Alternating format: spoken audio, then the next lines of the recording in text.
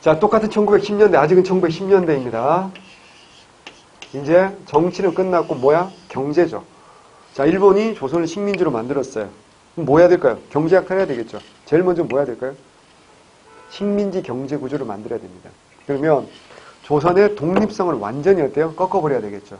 조선이 여전히 무슨 국가라고요? 농업국가요. 농업국가인 조선에서 뭘 빼앗아가면 제일 좋을까요? 땅 빼앗아가면 게임 끝나는 거죠. 그래서 뭐 땅을 빼앗아가자. 무슨 사업한다? 토지 조사 사업. 요거 너무 중요하니까 이거보다 더 중요한 게 없겠죠. 자, 먼저 토지 조사 사업을 네 글자로 붙여봅시다. 무슨 사업? 앞에서 했잖아. 토지를 측량한다. 무슨 사업? 양전사업. 양전사업에서 만드는 문서를 뭐라고 했어요? 양안이라고 했죠. 원칙적으로 20년마다 한번 만드는 거였어요.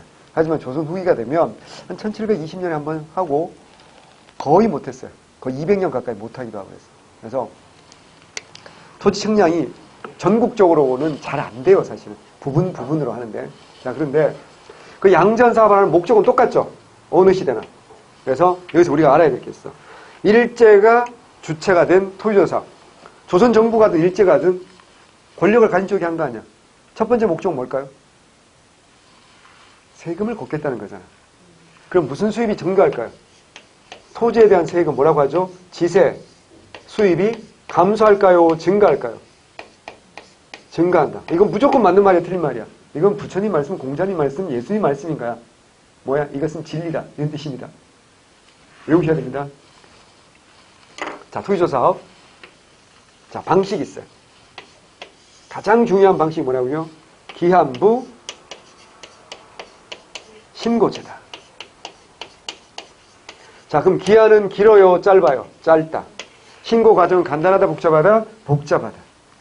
그리고 이때 우리 농민들은 뭘 모른다? 정확히 글자를 몰랐다. 그래서 글자를 잘 몰랐기 때문에요. 자기가 직접 신고할 수가 없겠지. 그럼 어떻게 해야 돼? 글씨를 아는 사람한테 찾아가서 부탁을 해야 돼요.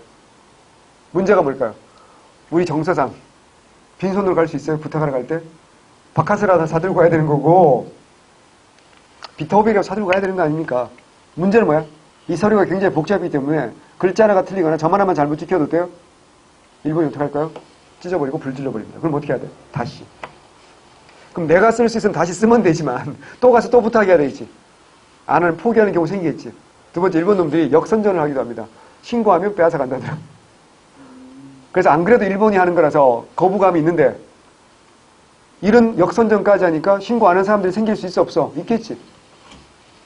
혹은 너무 바빠서 혹은 병원에 가서 그래서 신고 못하는 토지 미신고 토지가 대단히 많았고 이 미신고 토지는 일본이 뭐라고 한다고요? 이건 주인 없는 땅이네. 그리고 뭐 한다고요? 약탈을 합니다. 그 약탈의 주체가 누굴까요? 당연히 조선 총독부죠. 총독부가 약탈을 하는데 그래서 이 사업이 끝나고 나니까 조선 전체 땅에 한반도 전체 땅에 약 40%의 주인이 조선 총독부가 됐다라는 통계가 있습니다. 물론 아니라는 통계도 아니라는 주장도 있습니다. 어쨌거나 그러면 조선 총독부의 총독은 이걸 어떻게 할까요? 조선 총독이 무슨 세종대 아니? 직접 농사 짓겠냐고. 말도 안 되는 거잖아. 어떻게 할 것 같아요? 어떻게 할 것 같아요? 동양 척식 주식회사 기억나죠? 이러려고 동척 만든 거 아닙니까? 또 일본에서 건너오는 이주민에게 어떻게 한다고요? 이걸 뭐 한다고요? 조선 총독부가 이걸 불하한다고요. 불하는 요즘 쓰는 말이 아니에요. 이건 뭐라고요? 우리 요즘 쓰는 말이 뭐야? 매각한다. 아주 싼 값에 거의 공짜로. 그러면 당시 슬프지만 여러분이 이때 일본에 태어났으면 이렇게 힘들게 공무원 공부할 이유가 전혀 없는 거예요. 지주가 되고 싶어? 연락해 말이면 명함 들고 조선 가는 거야. 조선 가서 총독부를 찾아가는 거지. 땅 좀 주세요. 그럼 어때요? 조토마테 구다사이 뭐 이래가지고 어때요? 땅을 준다고. 그럼 나는 뭐가 되는 거야 이제? 지주가 된 거지. 그럼 뭐 하면 돼 이제? 내가 농사를 지을 이유가 없지. 내가 지주인데 왜 농사를 지어? 소작을 시켜서 소작료를 받겠지. 그리고 어떻게 한다? 그중에 일부를 뭐 하면 돼요? 땅 토지 대금으로 매년 조금씩 갚아나가면 되는 거야. 그래서 한 10년 지나면 어때요? 그냥 이 땅은 내 땅이 되는 거고 나는 그냥 뭐가 되는 거고 지주가 되는 거고 이렇게 힘든 일을 할 필요가 없다는 거죠. 나는 밤마다 버닝썬 다니면서 클럽 가서 놀고 문 닫아서 이제 못 가는구나. 뭐 이제 문 닫는다 그러던데요. 예. 당연히 그래야 되는 거 아닌가? 만약에 정권이 안 바뀌어서 봐봐. 난 그렇게 쉽게 결론 날 거라고 생각하지 않아. 그럼 뭐 분명히 그 관할 그 경찰들하고 뭐 이렇게 있지 않았을까요? 편집해 주세요. 그건 우리가 알 수 없는 거니까. 자, 어쨌거나. 그러면 자, 중요한 거 미신고 토지 어떤 게 많을까요? 요건 주로 개인의 사유지가 많았을까요? 공유지가 많을까요? 공유지. 외우셔야 됩니다. 공유지다. 그럼 주로 어떤 공유지가 있을까요? 한번 해봅시다. 뭐? 궁, 방, 전. 이거 뭐 할 때 한번 나왔더라? 균역법 할 때 나왔는데 궁, 방에 들어가야 될 선박세, 어장세, 염세. 어염세 기억나요? 이걸 어떻게 한다고요? 국가 수입으로 간다라고 했던 기억나죠? 그래서 영조가 어떻게 한다? 머리가 좋은 할아버지라고 했잖아. 우리 왕실도 일부 양보할 테니 궁방이 뭐라 했어? 왕자나 공주가 다 왕이 되는 게 아니잖아. 그럼 어때요? 둘째 이하 왕자나 공주들은 어때요? 결혼을 하면 어떻게 한다고요? 궁궐 밖에 나가서 하는 겁니다. 걔네들은 뭐야? 궁방이라고 하는 거야. 그래서 걔네들에게 소속된 품위 유지를 위한 토지 뭐야? 궁방전이야. 자, 그러면 이 궁방전은 왕자나 공주가 농사 지을 수는 없는 거 아니에요.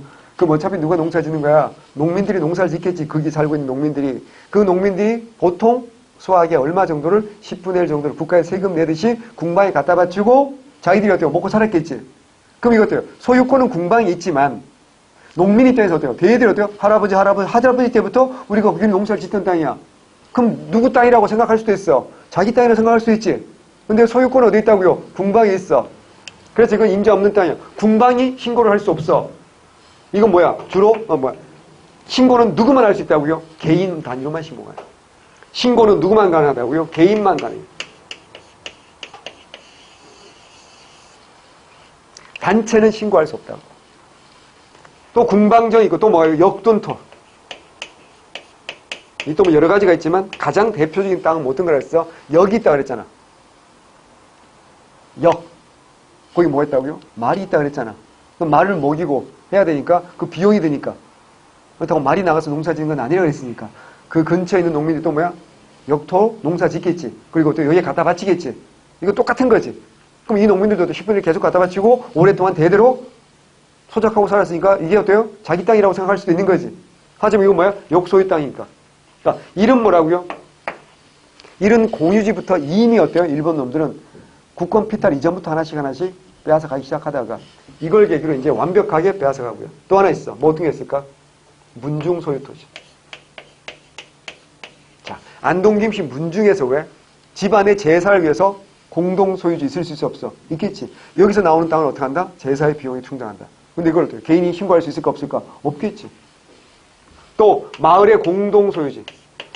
옛날에는 마을 전체 제사라든가 마을 전체 행사가 있다고. 그 비용을 충당하는 마을 공동 소유지가 있다고. 이거 개인이 신고할 수 없겠지. 또 어떤 거?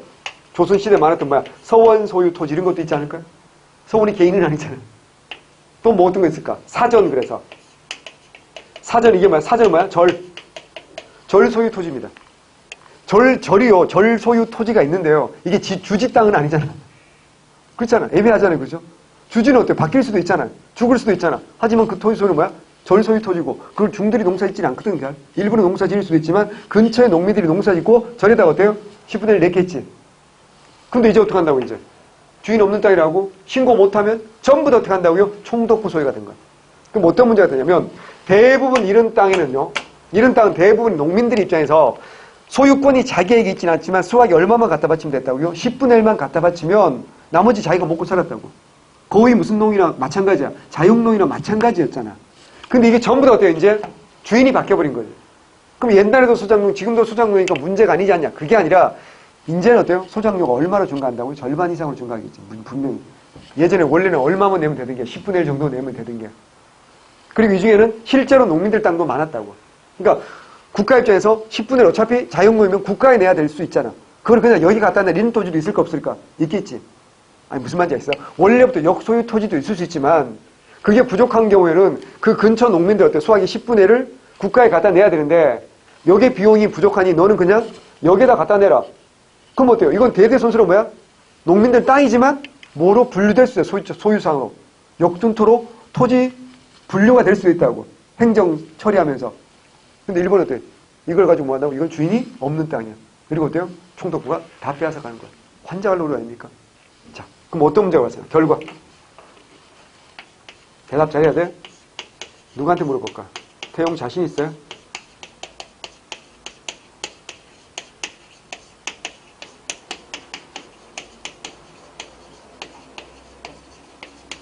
태용과 소희 두 사람한테 다 물어봐야겠다. 누구한테 먼저 물어볼까? 자, 여기 기한부 계약에 별표하는 거야? 소장료에 별표하는 거야? 소희부터 먼저. 어떡하지? 오빠가 기한부 계약에 먼저 별표해야 된대. 소희는 뭐 오빠를 따라갈 수 없으니까 소장농으로 할까? 어디다 별표한 게 맞아요? 예, 이게 맞아. 훌륭합니다. 역시 우리 7급을 준비하는 훌륭한 오빠. 구박하지만 훌륭한 오빠. 굉장히 많은 학생들이 여기다 별표 때린다고. 근데 그건 어때요? 잘 못 배웠거나 생각을 잘 못한 거야. 잘 생각해봐. 만약 여기다 별표 때리는 게 맞다면 이 사업하기 이전에 우리 농민들이 대부분 다 자영농인데 이 사업 결과 소장농으로 전락했다. 그럼 이게 맞지. 소장농에 별표 치는 게 맞지. 하지만 우리 농민들은 조선 후기에 18세기가 되면 어떻게 한다. 이미 지주전원제가 어떻게 된다고 그랬어. 일반화 된다고 그랬잖아. 대부분 무슨 농이야? 소장농이야. 동학농민운동에서도 하다. 토지는 평균화에 분작하라고. 하지만 그게 받아들이지 않았잖아. 그러면 소장농이 되는 건 본질적인 차이가 아니잖아. 그럼 무슨 차이가 이제 문제야? 기한부 계약이야. 그럼 거꾸로 말하면 이때 소장농은 뭐라고요? 영구 소작권이 있는 거야. 영구 경작권. 그러니까 무슨 말이냐면 기억나죠? 조선시대에 지주와 소작 관계를 맺었을 때 문서로 하는 게 아니라 이미 구두 말로 하는 거고요. 이 권리는 어때요? 특별하게 소작농이 소작료를 떼먹거나 도망치지 않는 한 특별한 이유가 없으면 어떻게 한다고? 이게 대대손손. 네가 소작농이야? 윤 소작농이야? 나는 임지주야. 그럼 어떻게 한다고요? 네가 나에게 계속 농사에서 갖다 바치는 거고 내가 죽으면 내 아들에게 갖다 바치는 거고 네가 죽으면 또 네 아들이 농사에서 또 내 아들에게 갖다 바치는 거. 이런 식으로 간다 그랬잖아. 그리고 특별한 권리가 생기기도 한다 그랬잖아. 뭐 제방을 쌓거나 개간을 하거나 하면 너에게 권리가 또 생기는 게 무슨 권이라고? 도지권. 또 입회권이라고 있지. 그 주변에 임자 없는 산이나 이런 데서 어때요?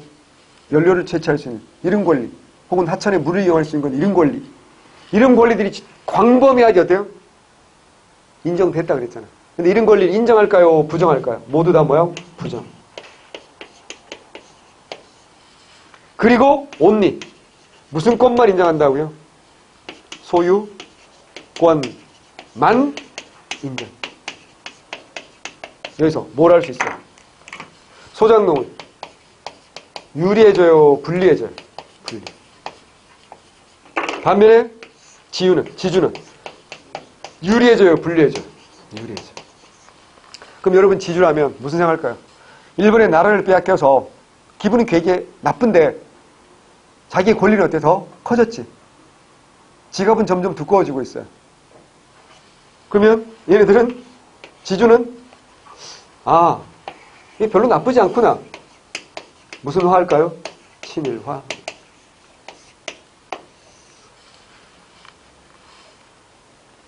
자, 그러면 총독부에 뭐가 증가한다고? 지세 수입이 어떻게 한다고요? 증가하는 효과도 있지.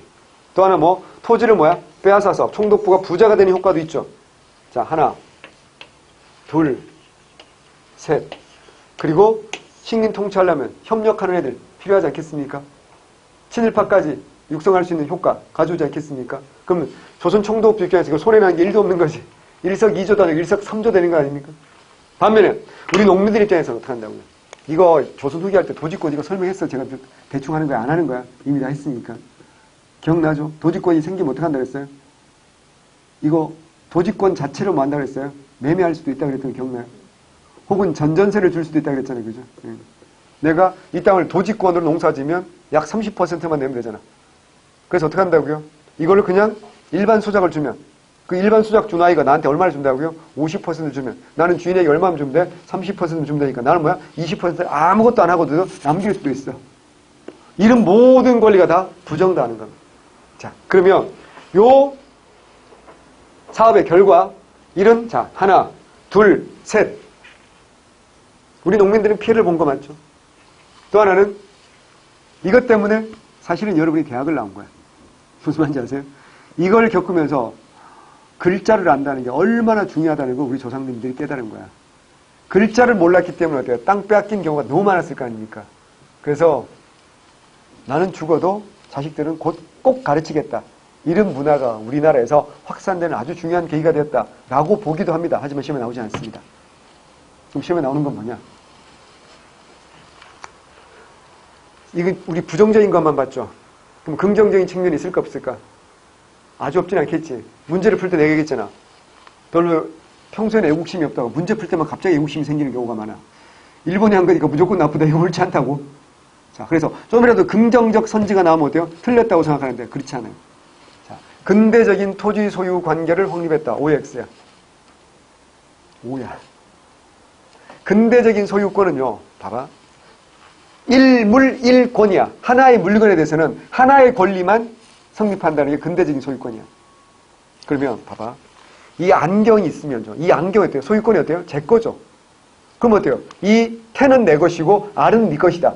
뭐 이럴 수도 있지만 이론적으로는 그럼 이게 내 안경이 아닌 거잖아. 이게 내 안경이란 얘기는 태도 내 것이고 알도 내 것이고 이게 보통 일반적으로 뭐야? 소유권이 내 거라고 했을 때 그런 의미잖아요. 근데 봐. 아니었잖아. 토지는 하나인데 무슨 권도 있고 무슨 권도 있다고요?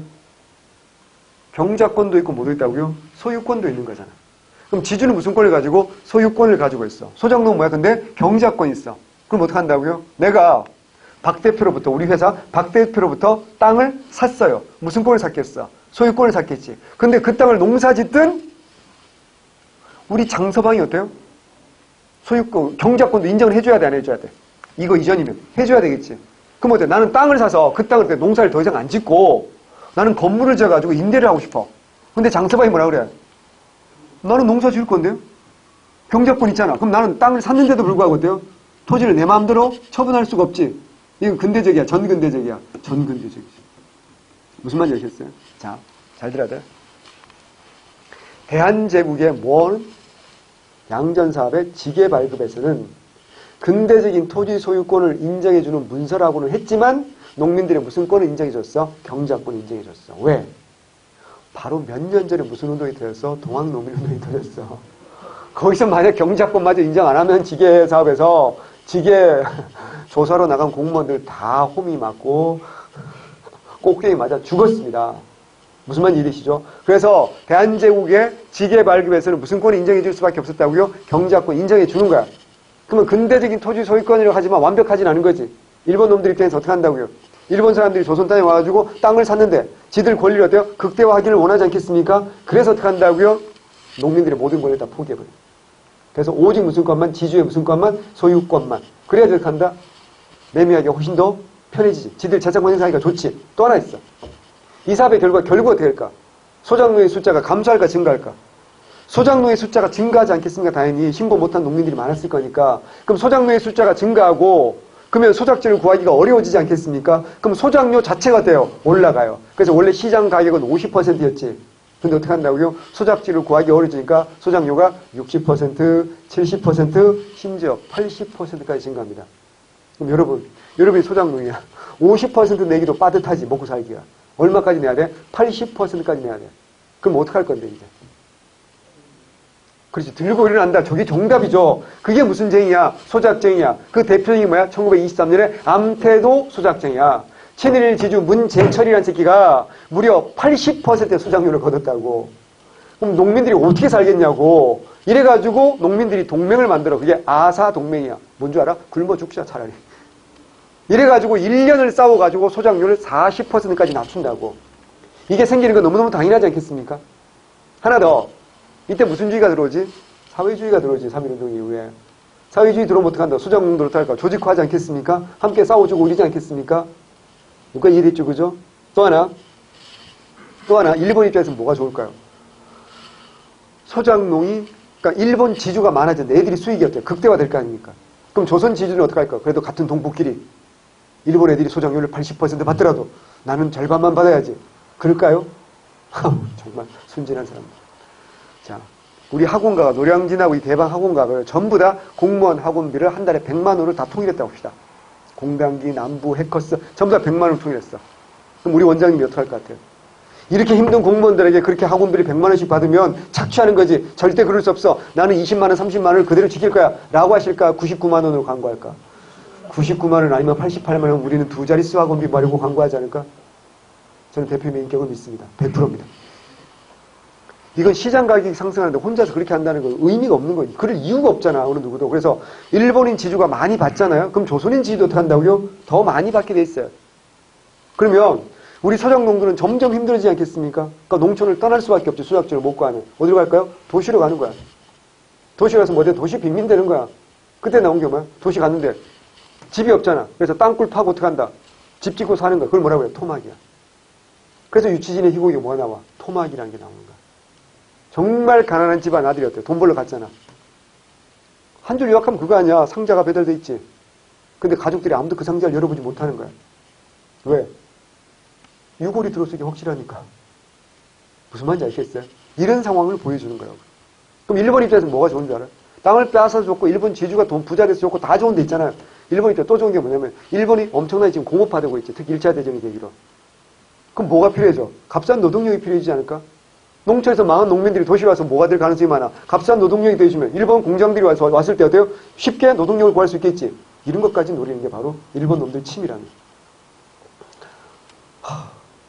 정말 이게 나라를 빼앗긴다는 게 얼마나 이게 한두 가지 방향이 아니라 그냥 기분 나빠서 우통 몸짱들 그냥 여름에 더워서 옷복에 처 맞는 거, 집 앞에 청소하는데 처 맞는 거 이것뿐 아니지. 이거 완전 그건 일회적이라 그러면 옷 입고 일하면 되잖아.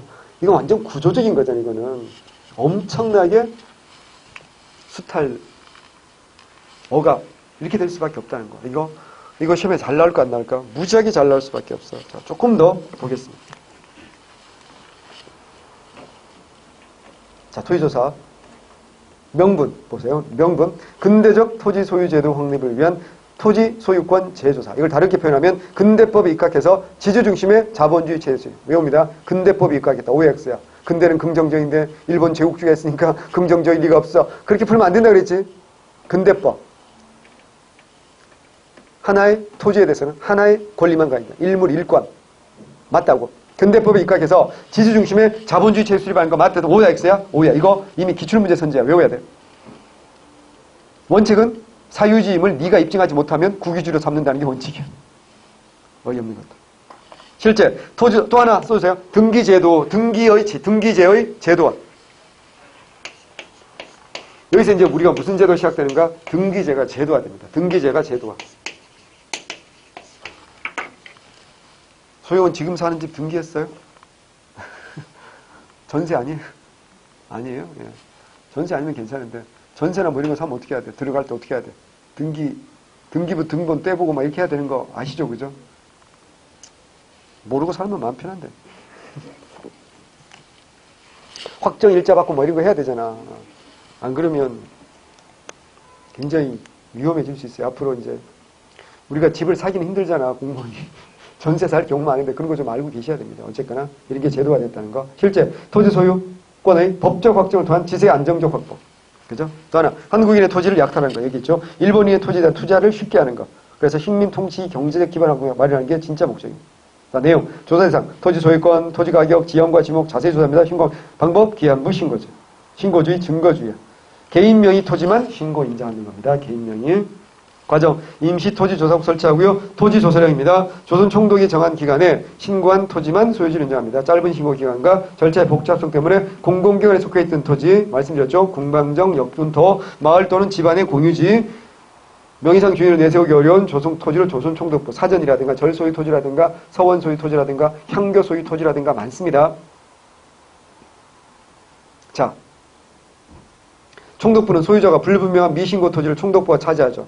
국토의 약 40%나 됐다고 합니다. 과세지 증가, 지세 수입 증가했다. 첫 번째, 일본이 조선 총독부가 약하는 토지를 동척 일본 지주에게 헐값으로 나눠주고요. 불화, 우리 왜 귀속재산 불화 이런 말 하잖아. 불화는 매각이라는 뜻이에요. 토지 소유 확대합니다. 지주는 토지 처분권이 쉬워졌고요. 지주권이 강화됩니다. 3%의 지주가 경제학자의 50% 이상을 차지하는 식민지 지주제. 지주의 권한이 엄청 강화된 게 식민지 지주제죠. 친해적 태도를 취하게 되었고요. 농민은 토지 상실하고 소작농의 권리, 관습적 경제학권, 영구 임대권, 소작권, 보지권, 입회권 다 불인정입니다. 기한부 계약 소작농으로 전락해서 과세지의 증가로 부담은 증가하고 해외 이주, 만주, 연해주, 일본으로 도망갈 수밖에 없는 상황이고요. 이들은 일본에 대한 감정이 안 좋으니까 상당수는 독립운동에 뛰어들겠죠. 이른당 경지 면적은 감소할 수밖에 없고 영세농이 증가할 수밖에 없는 거죠. 그래서 소작농은 증가하고 자작농은 감소한다. 외우셔야 됩니다. 토지조사사업의 결과 뭐는 증가하고 소작농은 숫자가 감소한다, 증가한다, 증가하고 자작농은 숫자가 증가한다, 감소한다, 감소한다. 그래서 소작지를 구하기가 훨씬 더 어려워지고 소작지 구하기 어려워지면 뭐가 올라간다? 지대가 올라갈 수밖에 없다. 그래서 총독부나 일본 지주는 돈을 벌 수밖에 없는 구조였다. 이런 거 외워두시면 좋습니다. 조심하셔야 될 것, 토지조사사업과 임야조사사업은 같이 한 거야? 다르게 한 거야? 다르게 한 겁니다. 이것도 기출문제 오답으로 나온 적이 있고요.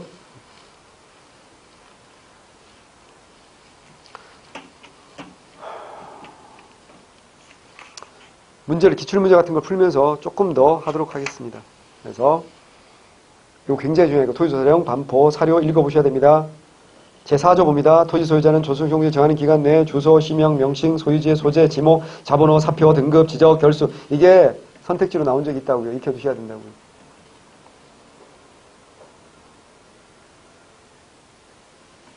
제6조 토지 조사 및 측량할 때 조사 및 측량 지역 내에 2인 이상의 지주로 총대를 선정하고 조사 및 측량에 관한 사업에 종사할 수 있다.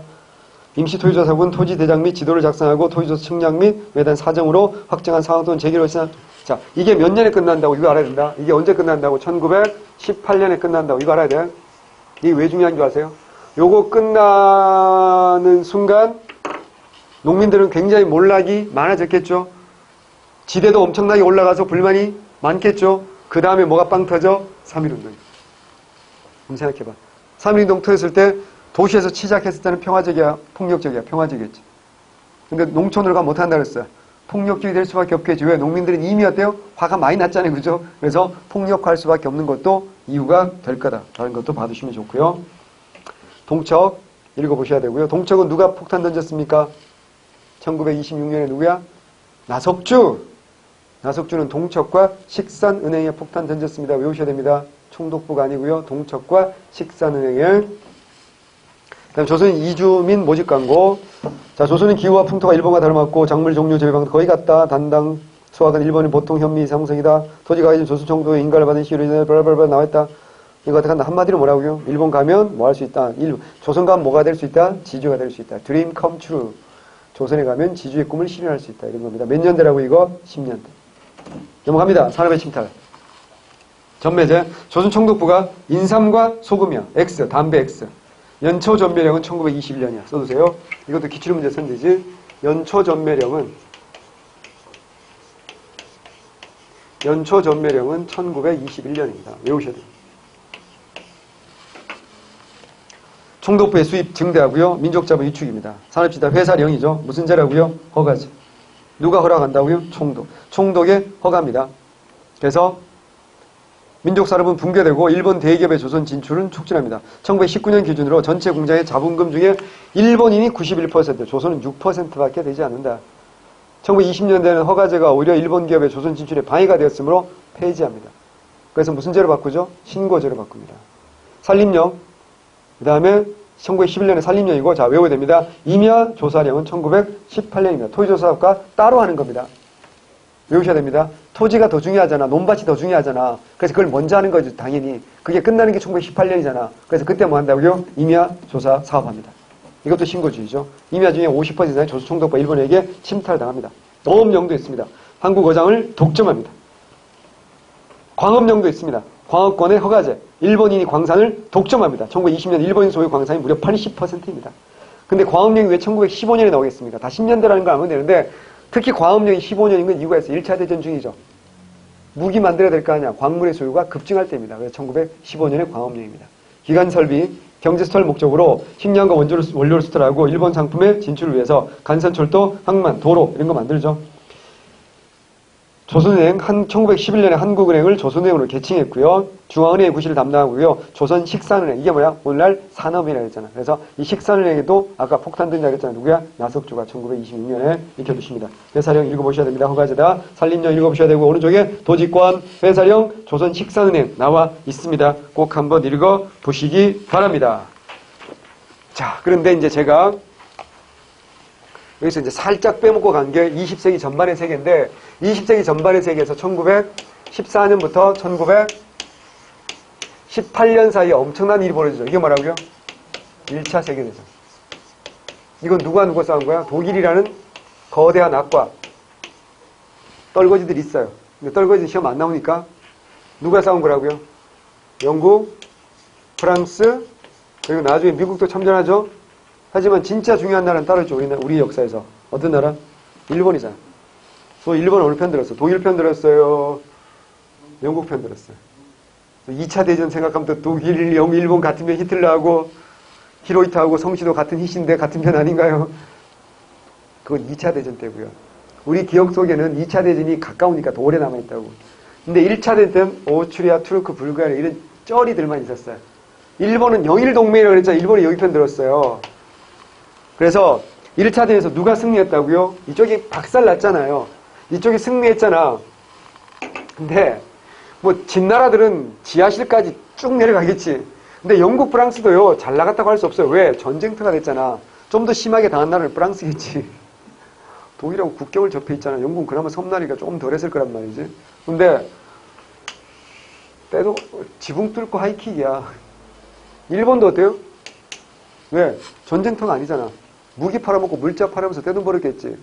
떼돈 번 나라는 누구야? 미국이겠지. 미국이 1차 대전 전에 유럽에 갚아야 될 돈이 35억 달러다. 전쟁 끝나고 나니까 유럽에서 받아야 될 돈이 125억 달러야. 전쟁 한 번으로 160억 달러를 벌었어. 100년 전에 160억 달러. 얼마? 16조. 상상돼? 셀 수 없는 돈이잖아. 16조면 지금도 이건희 형 재산이, 개인 재산이 그 정도밖에 안 되는데 100년 전에 16조면 이거 상상할 수 없는 거 아니에요?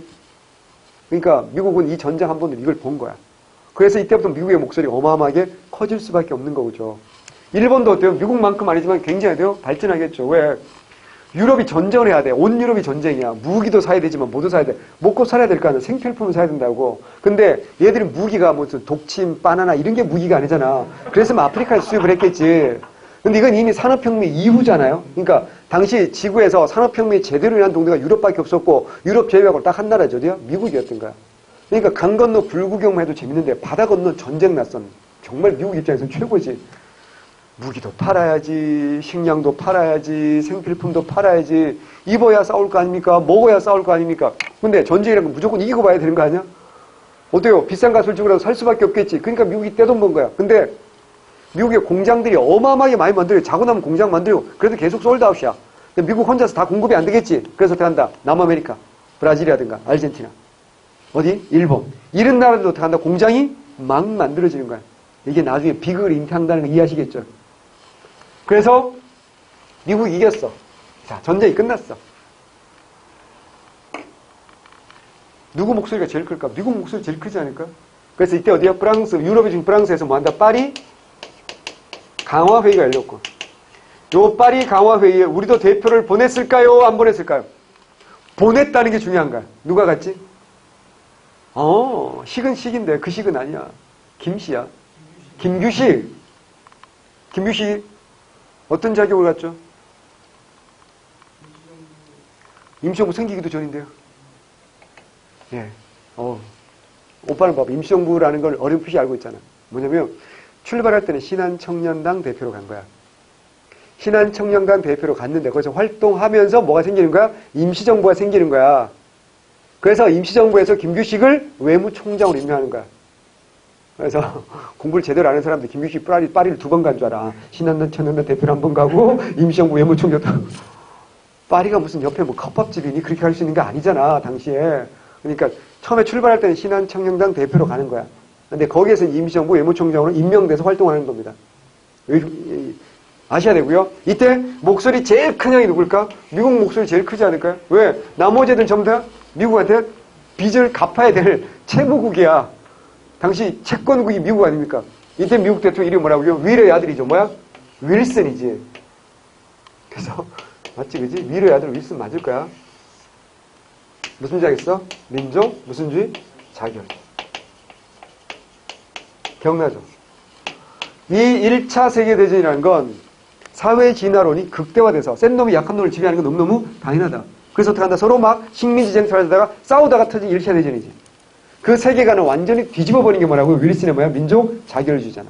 아니 힘이 세고 약하고 간에 자기 민족의 장래는 스스로 결정해야 되는 거 아니야. 훨씬 더 진보적인 사상인 거 맞지? 그래서 윌슨은 그의 노벨 평화상 만대니까. 그러나 그걸로 끝이야. 왜 끝이죠? 이 윌슨의 민족 자결주의는 어디에만 적용됩니까? 패전국의 식민지에만 적용되는 거지. 승전국 식민지를 누가 빼앗을 건데? 옵티머스 프라임이나 범블비가 와서 빼앗아주면 우리도 해방됐을 거야. 그렇잖아. 옵티머스 프라임 와서 쪽발이 싸대기 날리고 토해 막 이러면 정말 고마웠겠지. 우리가 어때요? 3.1운동 안 불러도 만세 안 불러도 해방됐을 거 아니야. 그랬으면 얼마나 좋아. 피도 안 흘리고 유관순 언니 유관순 열사 죽지도 않고 얼마나 좋았겠어. 근데 그건 아니라니까. 그래서 어쨌거나 요거 아셔야 되고요. 그래서 1차 대전 이거 영향받아서 우리가 무슨 운동이 빵 터졌다는 게 중요한 거야? 3.1운동. 3.1운동이 빵 터지니까 일본 놈들이 정말 당황했겠지. 일본 애들 보니까 조선 사람들은 정말 포카 페이스였거든요. 그러니까 호불호를 감정을 드러내지 않잖아. 그러니까 지금도 그렇지 않나? 우리 남자들 같은 경우는 특히 경상도나 이렇게 좀 옛날 유교적 마인드가 강한 동네 가면 남자 그렇게 촐싹대면 안 된다 그러고 울어도 안 된다 그러고 남자는 우는 거 아니야 막 이런 거 막 엄청나게 억압을 받고 살아가지고 감정 표현에 되게 서투르잖아. 그래서 경상도 남자를 연애해봐. 정말 괴롭다니까. 다 경상도 오빠 있잖아. 요새는 많이 이제 개화돼서 더 덜한데 옛날에 그랬대. 진짜 우리 집에 가면 경상도 남자는 딱 세 마디 한다 그러잖아. 밥, 아는, 자자. 딱 세 마디. 그걸로 모든 일상생활이 끝이라고 할 정도니까. 근데 그 경상도만 그러지는 않았을 텐데 유교적 상황에서 그랬단 말이야. 억압받고 막 이랬단 말이야. 근데 이렇게 아무 생각 없어 보이던 애들이 개떼처럼 들어가 3.1운동 터뜨렸어. 일본은 깜놀이지. 야, 아니다. 이렇게 통치하는 건 옳은 게 아닌 것 같아. 그래서 이제는 어떻게 하자? 모든 조선인들을 적으로 만드는 게 아니라 조선 오지마 안 하도 돼. 분필까지로 온 거야. 조선인들을 어떻게 한다? 분열시켜가지고 초밥 좋아하는 놈 초밥을 만들어주고 우동도 끓여주고 하면서 뭐 하자? 친일파로 키워보자. 이게 소위 말하는 3.1운동 계기로 일제 통치 방식이 뭐로 바뀐 거야? 무단 통치에서 무슨 통치? 소위 말하는 무슨 통치야? 문화 통치. 하지만 사실은 무슨 통치에 불과하다? 기만 통치에 불과한 건데. 시험 문제는 막 일제가 표방하는 게 잘 나와? 실제가 잘 나와? 실제가 잘 나오는 거지. 3.1운동은 또 하나 있어요. 1917년에 제정 러시아에서 무슨 주의 혁명이 성공해? 사회주의 혁명이 최초로 성공해서 뭐가 생기는 거야? 드디어 소련이라는 소비에트 사회주의 연방공화국이 생기는 거지. 거기에 두목이 누구야? 대머리 레닌이라는 오빠야. 이 대머리 레닌이 소련이 굉장히 문학적인 나라야. 처음 시작한 사람도 대머리 레닌이고 마지막 문 닫은 사람도 고르바초프라고 대머리야. 이런 걸 전문용어로 수미상관 혹은 수미상관이라고 하지 않니? 국어에서 그렇게 하잖아. 그지? 처음과 끝이 서로 관련이 있는 거 아니야. 그런 나라야 소련은. 자, 근데 이 레닌 형이 혁명을 성공한 건 좋아. 문제는 뭔 줄 알아? 지금까지는 이념으로 했던 공산주의를 현실에 성공을 시켰어. 문제는 뭐야? 전 세계 공산주의 국가는 자기 한 나라밖에 없는 거지. 어떻게 해야 돼? 고립되면 안 되잖아. 널리 전파해야 될 거 아니야. 근데 당신은 둘 중 하나지. 제국주의 아니면 뭐라고요? 식민지야. 제국주의한테 공산주의 하자 그러면 제국주의가 뭐라고 하니? 미쳤니라고 하지 않겠어?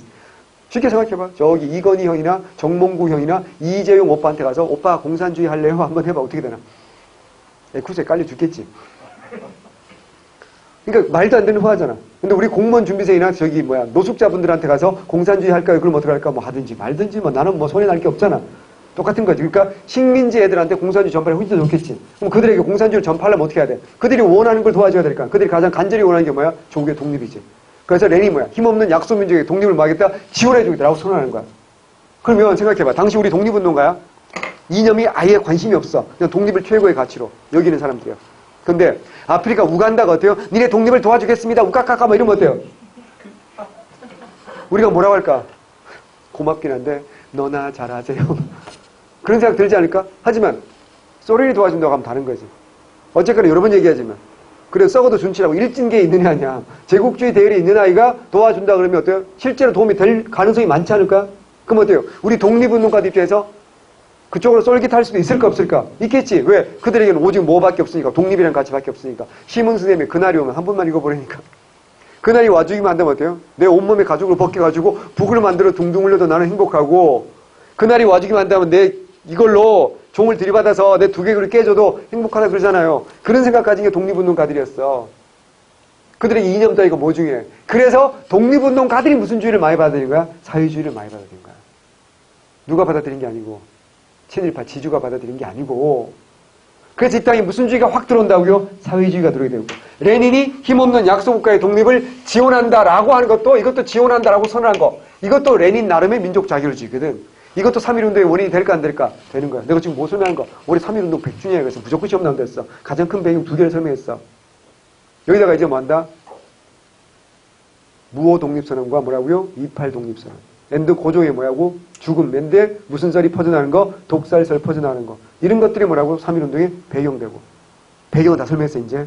그럼 과정 결과는 다음 시간에 보기로 하고, 그 이후에 일제 통치 방식이 무슨 통치로 바뀌었다? 문화 통치로 바뀌었다. 라는 거죠, 그죠? 네. 그런 내용이 우리 교재에 쭉 정리가 되어 있습니다. 그래서,